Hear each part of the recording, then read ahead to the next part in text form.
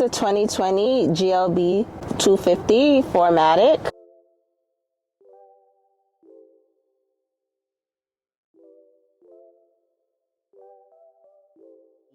Why am I doing this review 3 years later after this car came out? Well, I just bought this car.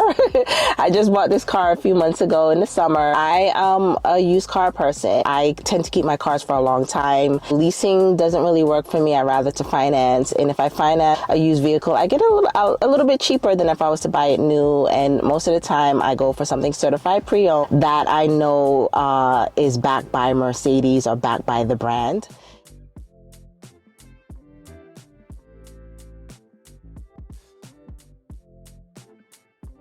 And I'm sure there are a lot of other people out there like me. Now that this car is 3 years old, it's going to be coming onto the used car market because it's coming off of leases. And you might be interested in getting an SUV like this.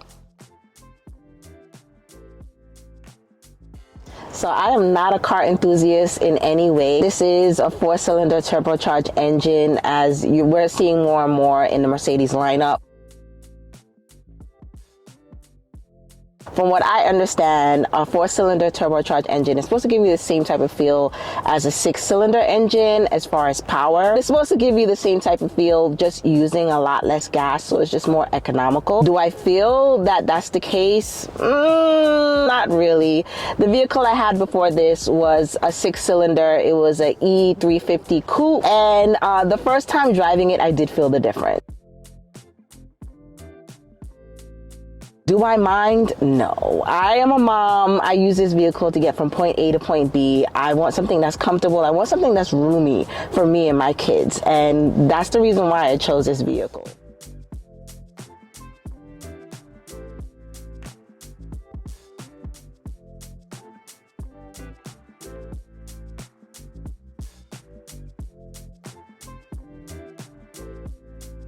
As far as gas mileage, you're getting about 23 city, 31 highway. This car does use premium gas. Now, pros. What do I love about this car?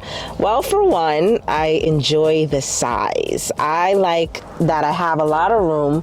It's very roomy in the back. It's very roomy in the trunk. I get that room, but the car isn't really big. It doesn't feel like it's intimidating. I'm not intimidated to drive this vehicle.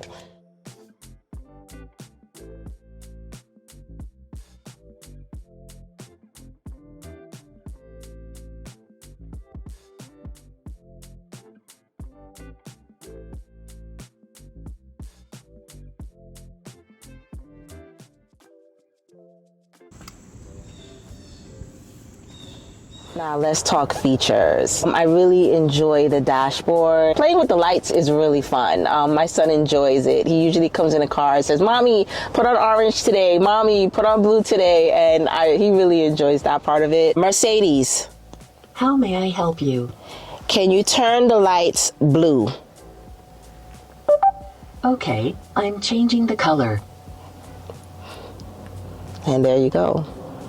Another thing that I enjoy is that I'm able to control pretty much everything on the dash from my steering wheel. And another thing I really like about this car is the design. I really like a boxy SUV.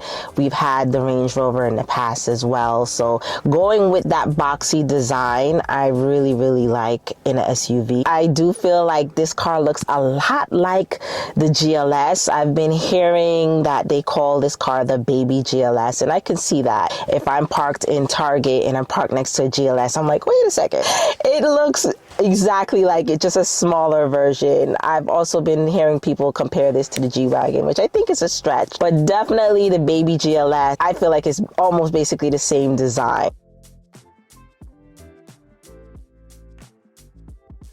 Now, what don't I like? I'll be honest, not much. One thing I was disappointed about is the fact that there's no navigation. I have to have my phone on. I have to have my phone charged in order to know where I'm going. There's no navigation actually in this car.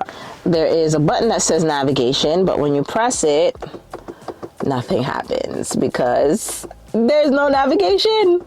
Come on, Mercedes. How may I help you? Yeah, you can get some navigation in here. How about that? But that's not really a big deal for me. I always have my phone, so I just use the navigation, the Waze navigation through CarPlay from my phone, and that works perfectly. Lastly, another thing to note, this car does have the option for a third row seat. I didn't get that in this car. I really don't even need it. But the third row seat, I hear, is very tight. Just be mindful, do your research. I hear that it's a $800 option, so you'll be paying $800 extra for it. But without the third row seat, I have a lot of room in my trunk. So let's turn the car on. So this car is a push button start.